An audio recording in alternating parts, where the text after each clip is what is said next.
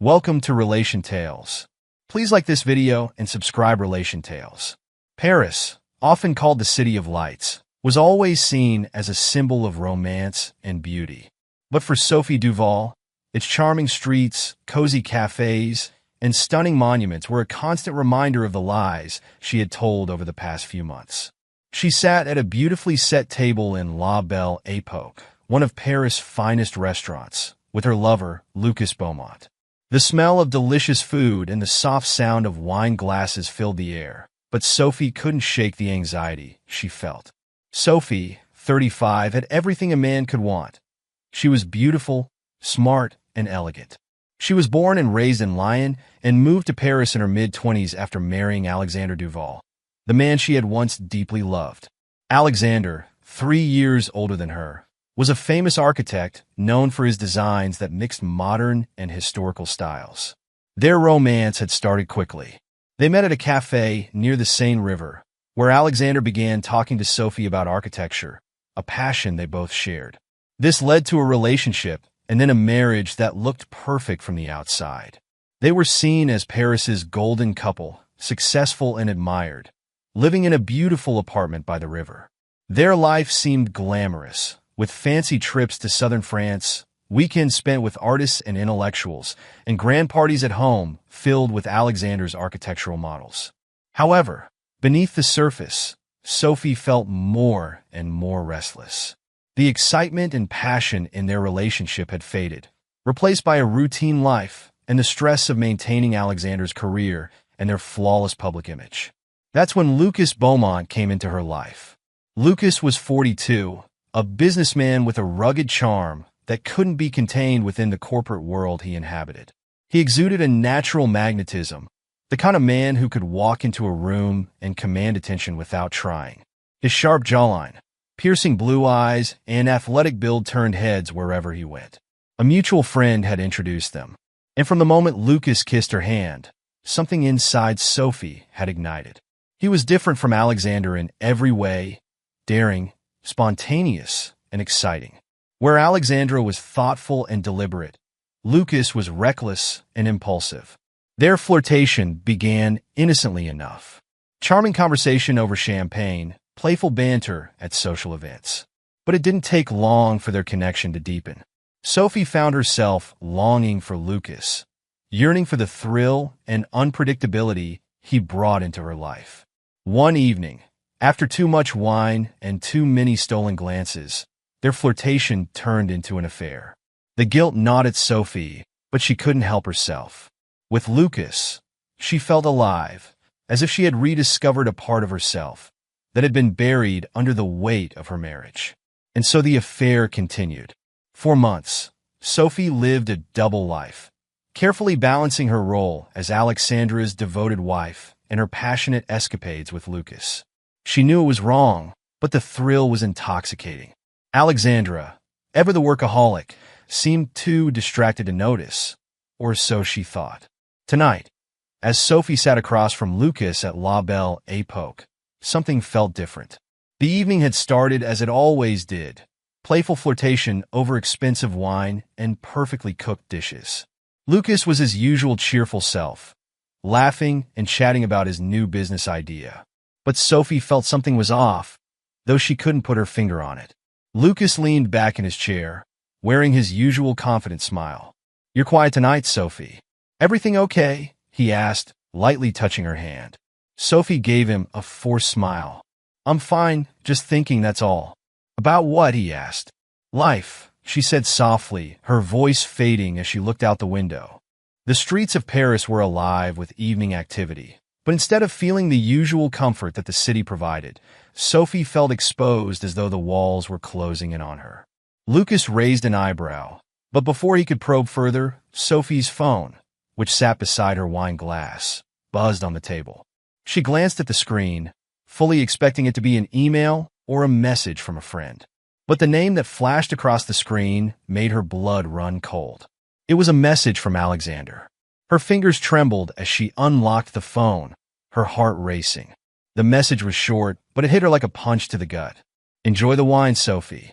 I hope it tastes better than betrayal." The blood drained from her face. Her breath caught in her throat as she read the message again, disbelief washing over her. How did he know?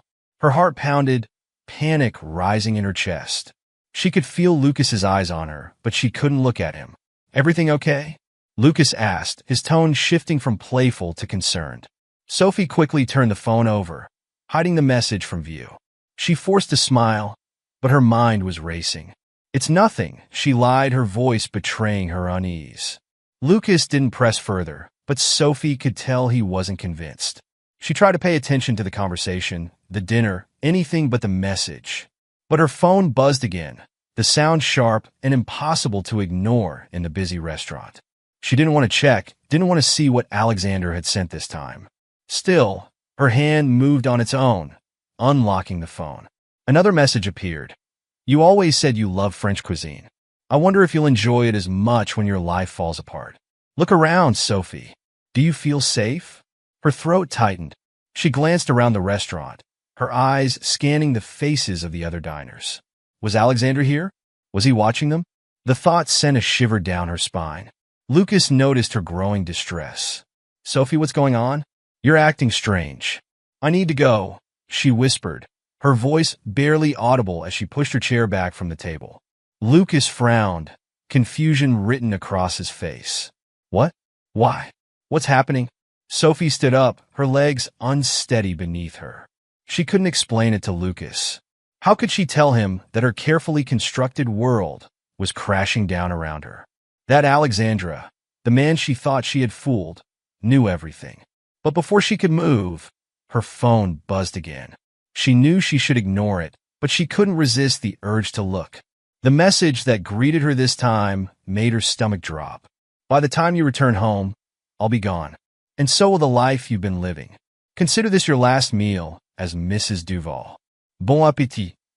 Tears filled Sophie's eyes as the meaning of Alexander's words hit her. He wasn't joking. He knew about the affair, and he was leaving her. In that moment, the full weight of her situation overwhelmed her. She had lost Alexander. She had lost everything. Lucas stood up, alarmed by her sudden change in demeanor. Sophie, talk to me. What's going on? But Sophie couldn't speak. Her throat was tight, her chest constricted with fear and regret. Without another word, she turned and fled the restaurant, her heels clicking against the marble floor as she pushed her way through the doors and into the cool night air. The streets of Paris were quieter now, the bustling crowds of the evening having thinned out as the night wore on. Sophie walked briskly down the cobblestone streets, her mind a whirlwind of emotions. She couldn't go home. She couldn't face the empty apartment, the reality of what she had done. She had betrayed the man who had given her everything, and now she was left with nothing.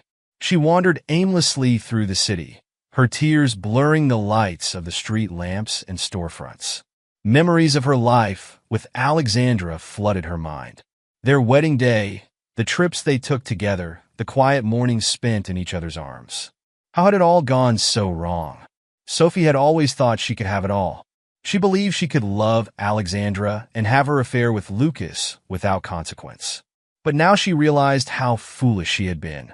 She had taken Alexandra's love for granted, assumed he would never find out, never leave her. But now she was alone. The hardest part was knowing she had no one to blame but herself. She stood by the Seine, looking at the dark water reflecting the city's lights. The river, so peaceful, seemed to mock her.